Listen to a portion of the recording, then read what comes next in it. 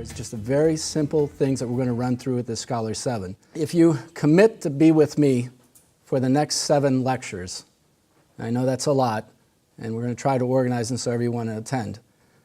I hope to promise you that at the end of this, you'll have a scholarly project. It's called Scholarly 7 because there's 7 lectures. It's a series of 7 hands-on workshops, and we're going to explore the development of a scholarly project.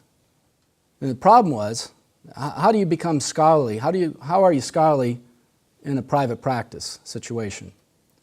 How do you become scholarly in a small hospital setting? How do you become scholarly in a large hospital setting? Well, you got to know the definition, though. Definition of scholarly is having or showing knowledge, learning, or devotion to academic pursuits. And there's a place where if you're seeing a lot of patients per day, and you've got a busy practice, and you have to do this scholarship, how do you fit that in between? What is very important is how you get it done, how you move through the process. And that process is the hypothesis, and it's the initial sentence. It's one simple sentence. It's a method. It's the results. It's development of the abstract. It's development of the poster, development of the manuscript. And then it doesn't really have to even be specific to anything. It doesn't have to be specific to your own. It could be just a general topic. So it has to have some kind of culture. And when the fellows leave my fellowship, they have a pen, and on their pen there are these 3 words: intensity, consistency, and courage. And I think that's very important for us to have, especially as community physicians, is to be able to recognize that as long as we hold steady and move in one direction and with focus, this is not scary at all. And we can complete this, and we can have a scholarly work that we can generate for our institution and for ourselves. So the intensity. So it's serious concern for scholarly work. We just have to take it seriously, that's all. It's there. It's a team concept to move the project forward. And I think you'll find once you mention this to an intern or resident, they get very excited. I mean, I can't tell you. I mean, they just were waiting for this opportunity. They get very excited. And they take hold of it. The students take hold of it. It has a life of its own. You have to create that life throughout your practice. You can meet weekly. Depends. We'll talk about this as we go on. And then the objective is, again, is doing these same things. And we're going to go through each one of them: the hypothesis, the method, the results, the abstracts, the posters. Consistency. Maintain a serious approach to it throughout the year. Now, you might not get to the point where you're publishing it. That's okay. You may not get there where you're creating a poster. That's okay. But you may get there where you're writing an abstract and submitting an abstract. That's scholarly work. You might not get to the abstract. You might just get a hypothesis where you're examining and get some data. It may not be the results you want, but it's still scholarly work. It's still enough to put the title, the people who are working on it, the stage that you're at. That's scholarly work. Weekly team research meetings consistently, quarterly research review meetings with the attendings and DME, internal presentations of your research. Celebrate the scholarly activity like Mike does at Richmond with our research day. Courage. This study that we're going to do, it's going to force you to shatter your perceived limitations. You're going to reach for meetings. You're going to be able to present at national meetings you thought you never could do before. You're going to be able to reach to journals that you thought that maybe I'm not going to be able to do. But you're going to get that courage to move past this limitation that you think that exists in doing scholarly work. It'll give you a perspective. Research is about simplicity. The least amount of words is good. It's about developing a simple hypothesis and also understanding this is not hard. I know it sounds hard, but this is not hard. I've repeated this for 7, 8 years, and I've done it over and over again, and I publish every time, and I do things all the time. You can all do it too. It will provide memories of good and bad that will fuel you in future endeavors. So as you move through, the more times you do it, the better you get at it. Practice makes perfect. So every time you go through this sequence of things that I'm going to teach you, you do it, the more time you do it, the better it comes out every time. And it's development. So what you want to probably try to have, and I think this is important, parts of it, is this community. I think it's key, or having someone, at least a medical student, to be able to do key literature searches. That's really important. And we'll talk about that as well. A DME that's helpful, an OPTI, lecture halls, and of course EMR. That's a treasure trove of scholarly work, EMR, especially if you can use the entire system, not just one hospital, but the entire system which is available. A statistician, which is available through the OPTI. Large practice, whether it's inpatient or outpatient, is a treasure trove of scholarly work. IRB, which will help you through. And of course mentoring, and what we're trying to do is serve as a general mentor for all departments in our sites. So the library might be at your site, but there may not be. It might be another site, but there'll be a librarian. You want to do a literature search. You want to pull the articles. Best to get the entire article. When you pull articles, don't pull just the abstract. Get the entire article. Have the student pull the entire article. Have the articles laid out in front of you whenever you're doing your work. Literature searches make sure that your topic is unique. That's the only problem about a hypothesis. It has to be unique. It has to fit someplace. It has to be a piece of the puzzle. So it could be a piece of the puzzle. It's a piece in the middle of the puzzle. And that's okay. Maybe in the literature there was a hole, someone jumped, and maybe that's the hole you're going to put your piece of information in. Or maybe it's an addition to the end of a string of literature. So maybe it's not in the middle, maybe it's at the end. It's adding something to the end. Don't use Google. Never use Google. Just go to PubMed. If you're going to use one place to do your literature search, PubMed it. And then have the librarian pull those articles, or the medical student pull those articles. But review the articles yourself before you have them pulled. Your DME support, the support of your scholarly work, at least in the develop lectures towards basic knowledge, usable by the team, like we're doing today. We'll be bringing experts, people in the IRB, people to teach students and residents how to speak, writing, grants, and etc. The OPTI is for supportive grants. So you're going to find, once we start writing things, maybe even tonight, and maybe in the next following lectures, you might look at this and say, boy, this looks like a grant. This is like something I could send out. And writing through LECOM's OPTI is a great way of starting. Lecture halls, this is a great lecture hall. This is a place where you can practice, and scholarly work is about practice. So a practice arena for the trainees. So if they're going to present, you bring them into these kind of lecture halls and you have them present over and over again.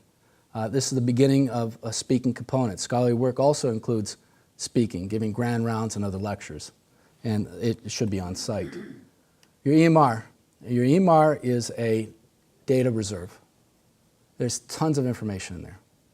And just to get started, if you just want to get started in scholarly work, and we have to get started, just looking at the EMR, making a hypothesis that's specific to your practice in the EMR, and doing a retrospective analysis of that data is scholarly work.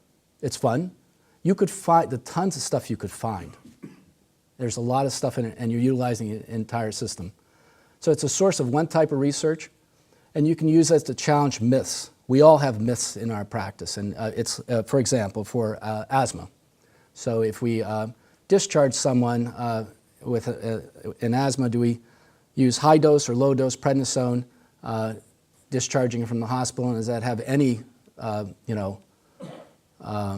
influence on the 30-day readmission? Well, you believe it or not, there's not a lot of great data on there. A lot of small data, a lot of small studies, tiny studies about 30 and 40.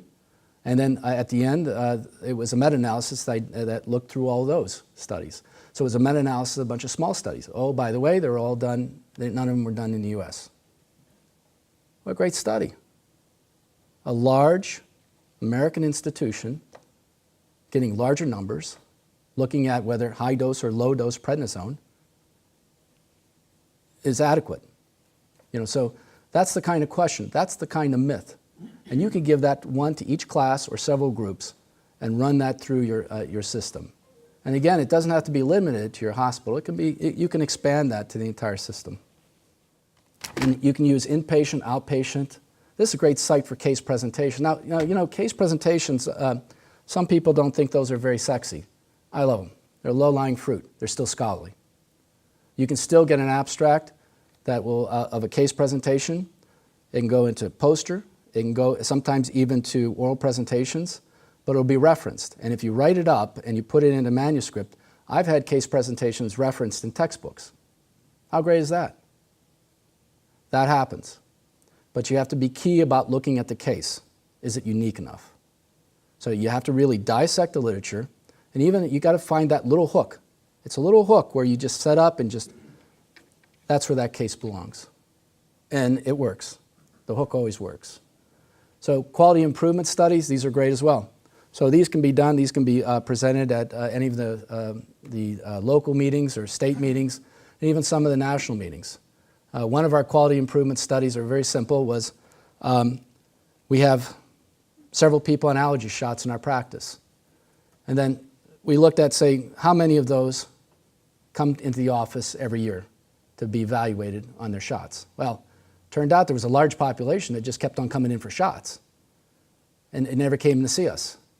So it was a study to see how we could improve that. So that's a quality improvement study. So, and that is part of ACGME as well. But that's a good scholarly work as well. We can put that together and we can write it up and publish it as well. So there's always these pearls that are given by the attendings that, you know, these kinds of things, here's what I do and here's the pearl. Now, is it true or is it a myth? We all follow these things. We all look at things we've heard over and over again. Is there literature to back it? You wouldn't believe how many of the things we do aren't backed by literature. That's a myth. Dispel the myth. Easy enough. So again, a source of research data, use your EMR. So case reports. So if you do case reports, they can be done very quickly. As we go through this, we'll teach you, but it can be done over a few weeks, a good case report. It can be a part of a new treatment, a new presentation of a disease, a response to treatment. Maybe it's a quicker response to treatment. And you got to check through PubMed. It's important, go through PubMed and put down the different names for that disease, different names for the treatment options, and then put it together, draw out the data, and see if there's ever been, if there's nothing ever been reported, it's terrific. You got the hole, there's the missing piece in the puzzle, or it's the end of the line of a piece of parts of data. So that works very well. Quality improvement studies, we all need quality improvement studies for the ACGME alignment.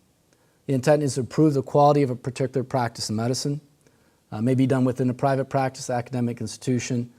And all of these that we're going to be talking about, we need to review through the IRB.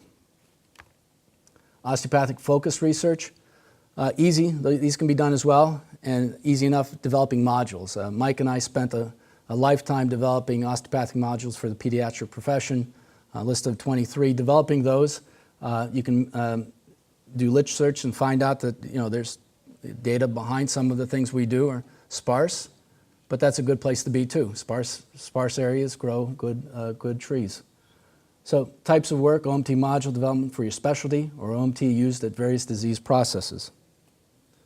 So the OMT modules are very simple. A simple PowerPoint program, 20 slides. Use a module to develop research protocols. And the components for us, when we were developing these components, mostly were intro into the bio of AT still, intro to subjects, baseball injuries or basketball injuries or other components of osteopathic profession, anatomy review, the treatment, and then 3 subsequent questions. And that's scholarly work. So those all count as well. So your timetable, it's really important, and actually when we went through this with the internal medicine and we were looking at the prednisone dose, and the hypothesis was actually, statement is that in patients admitted for asthma on discharge, if they were discharged on low prednisone dose, that the 30-day readmission rate would be low. And that was just the hypothesis. And so you want to judge your time. So we looked at, so where could we submit that to starting now?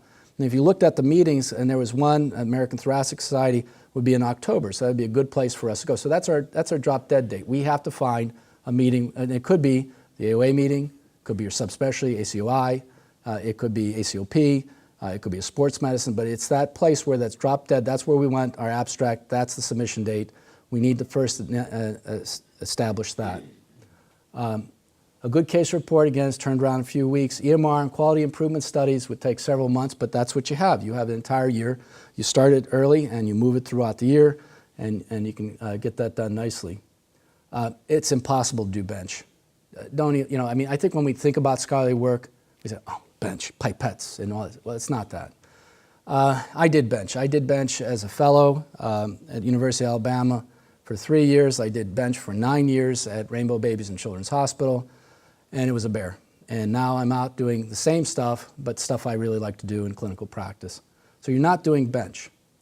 Try to link the studies to your interns, your residents, and attendees. Get as many people involved in the study as you can, especially the attendings. Move everybody in, get them involved in the study, especially if they have a passion for it, because the more people you get involved, the more credit we get. You get street credit. All right. So here comes the challenging part. Believe me, this is probably the hardest part. It's hypothesis development. So hypothesis, this is a tentative explanation of observation. We do observations every day. When we're seeing patients in the office, this is what we'll need to do. It's a phenomena or a scientific problem that can be tested by further investigation. Key terms. And again, this is the sentence I'm going to ask you to make tonight. This is the one sentence I just want you to do. So it's a statement. It's not a question. You're not asking a question. It's just a statement. And it's as if you believe this to be true, but you're going to prove it or disprove it. But it's not a question. All right? If it comes out to a question, pick one side or the other and stick with one side. And at the end of the day, it doesn't matter whether you prove it or disprove it. It's still data. It's still scholarly. So that's the courage that you have to keep going. It's got to be clear, focused, and simple.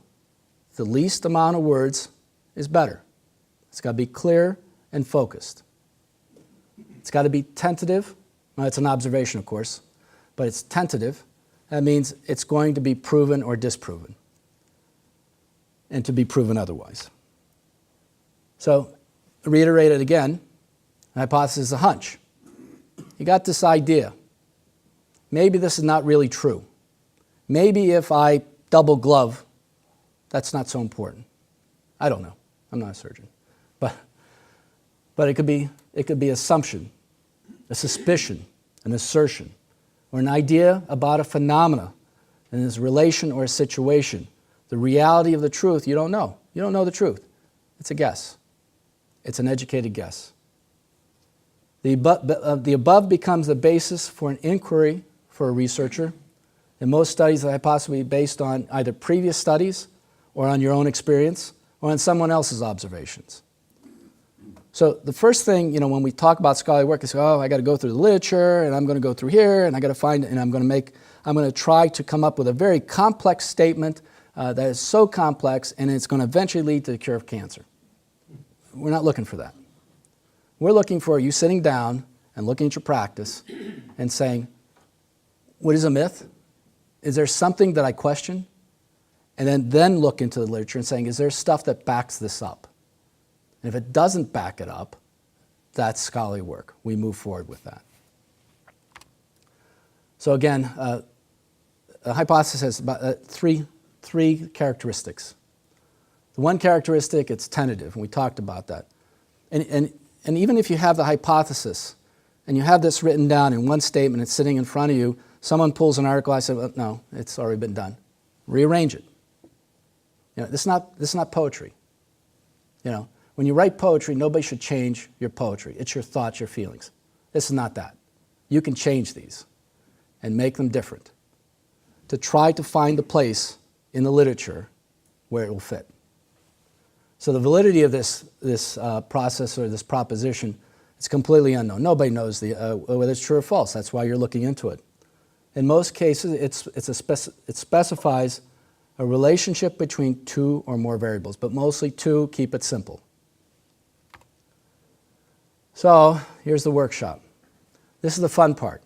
I hope you, and I'm going to have Pauline help me today, but we're going to divide into a couple groups. So how many people do we have, Mike?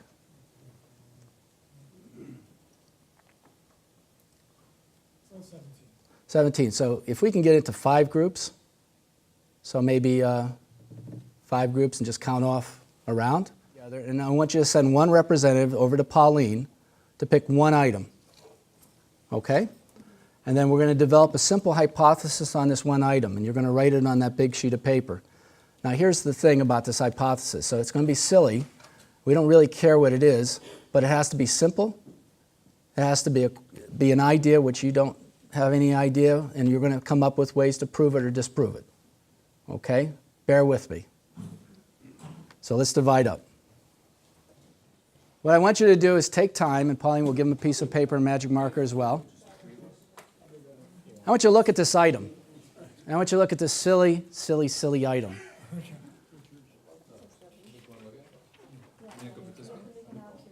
And I want you to come up with one sentence. You're going to get some time, and you're going to come up with one sentence that you're going to try to figure out. Maybe it's maybe like this one here. This might, this gun shoots only 5 feet. This could be, this thing could only fly 2 feet. It's a statement. This, I don't know what you're going to do with that. So I'm going to give you some time.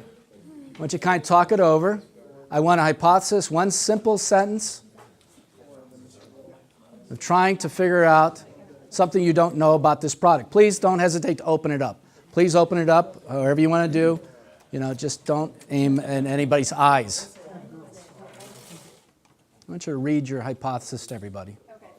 So we have the dart gun with the little suction darts. So our statement is that the darts have greatest adhesive strength to glass. Great question, right? It's not a question. It's right in there. We're asking exactly something we can test and prove. Group 2. What's your question? How about the whoopee cushion? Games. This is your next part. This is the next assignment. So we want write 3 ways to investigate your hypothesis. All right, so what that means is that you've all come up with a hypothesis, you've come up with this little introduction, and now you need to give me 3 ways that you're going to prove this. So one way is measures, so it's good measure, so how are you going to measure it?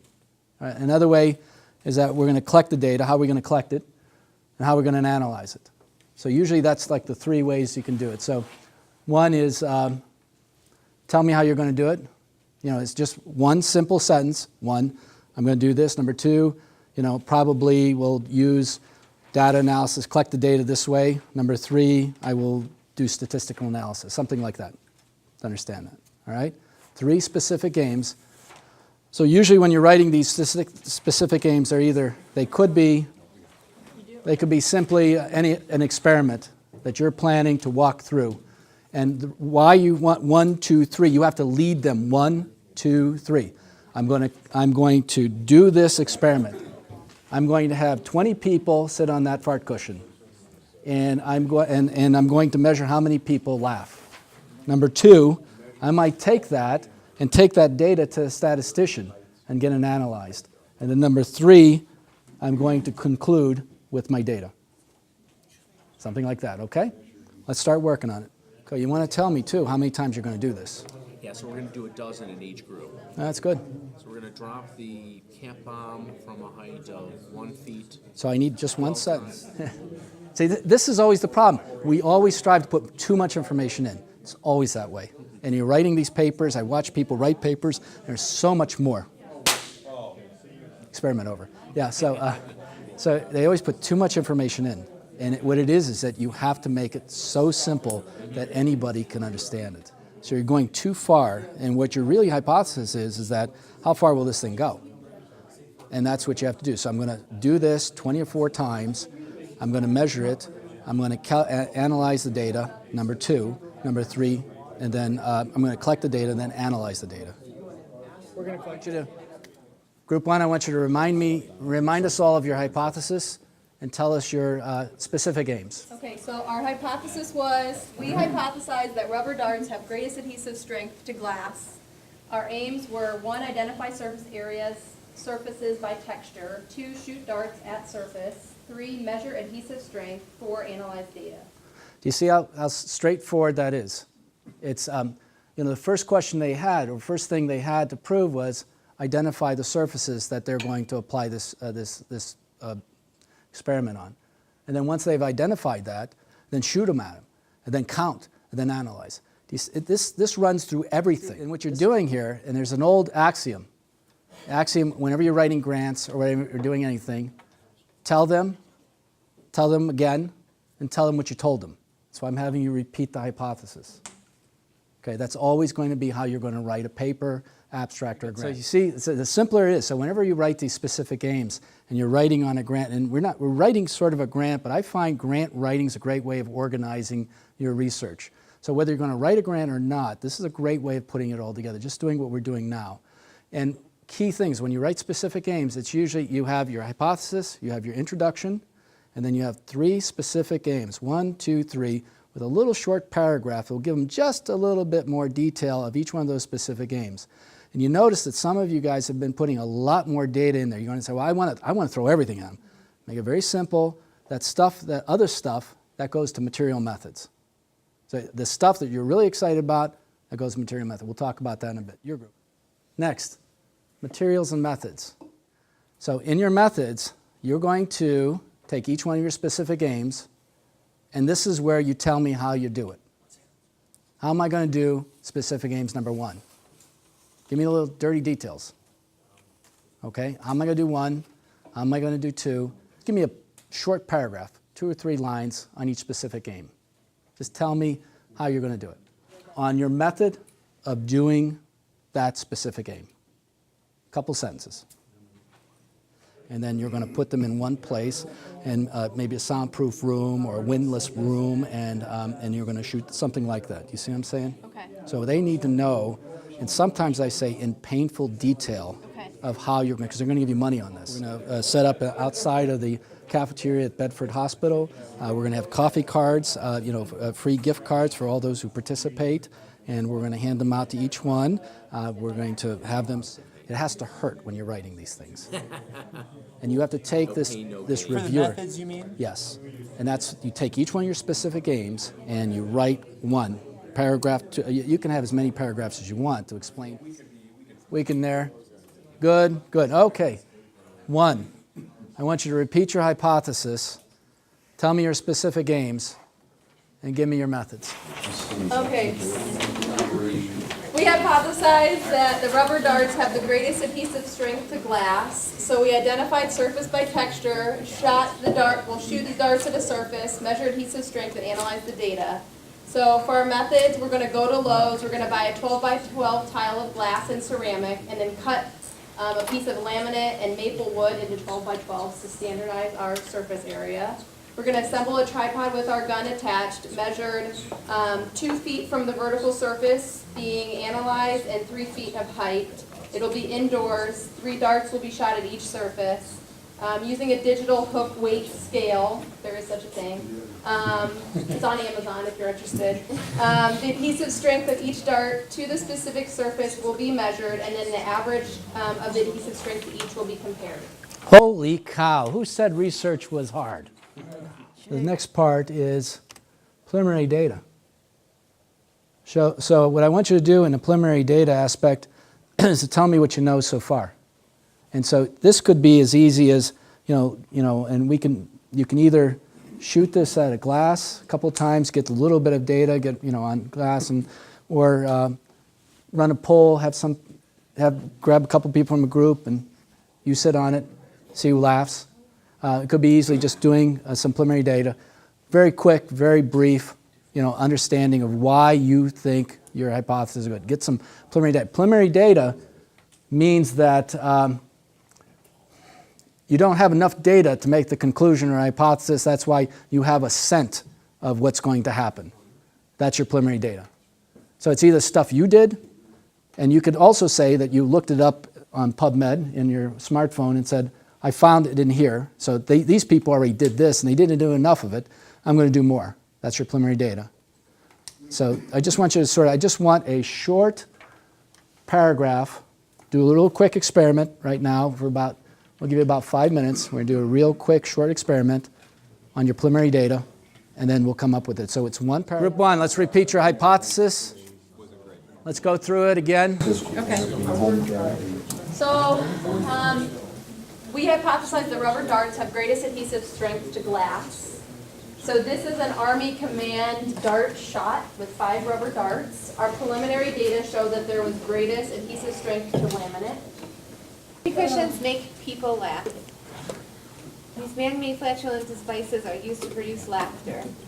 We hypothesize that the majority of individuals would laugh when the whoopee cushion would. And so again, it's preliminary data. So instead of supporting, saying that we aim to continue these experiments on to gather more data to prove or disprove our hypothesis.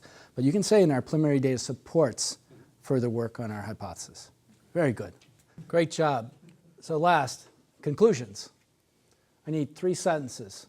Do you remember how I told you, tell them again, tell them what you told them? I need 3 sentences. Maybe 1 sentence describing the object again. Number 2, a sentence on your preliminary data. Number 3, our hypothesis. And we aim to prove or disprove our hypothesis. Okay, let's get to work. Conclusion. We set out to establish a hypothesis that 3 feet is needed to successfully deploy a cap on the cap bomb with 100% efficacy. Preliminary data would support this hypothesis. Although we did find that the cap on the cap bomb did deploy at lesser heights, not with 100% efficacy. Further investigation will be required on the efficacy of happiness with the 6th-decade children. Right, exactly. And somewhere in there you have to say we aim to prove or disapprove our hypothesis with future studies. Because we have to really still continue to make the mystery. Done. You all need a great round of applause. What great work. What great work. Let me tell you, there's a guy, and I don't remember, he was a general during World War II, Patton. And Patton's statement was, hold him by the nose and kick him in the ass. And what I like to say is tell him again, tell him what you told him. And if you learned anything from tonight, you've learned that you've repeated it multiple times. Unbelievably, they want to hear it. So what did we do tonight? What did we do tonight? You have just created a large part of your IRB, a large part of a grant, and the start of scholarly work. Look at what you did.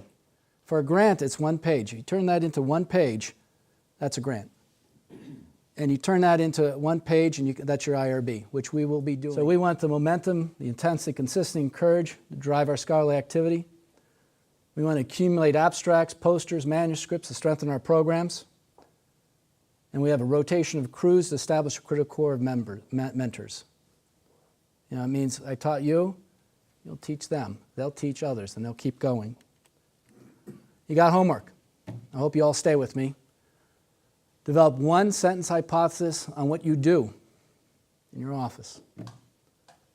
We're going to investigate a myth of medicine. We're going to investigate EMR. We'll investigate quality changes in the office. No case reports yet. I don't care if it's the simplest thing in the world. That's scholarly. Don't make it complicated. Make it as easy as possible. We're making these steps, and again, repetition after repetition solves the issues. Any questions? Is this being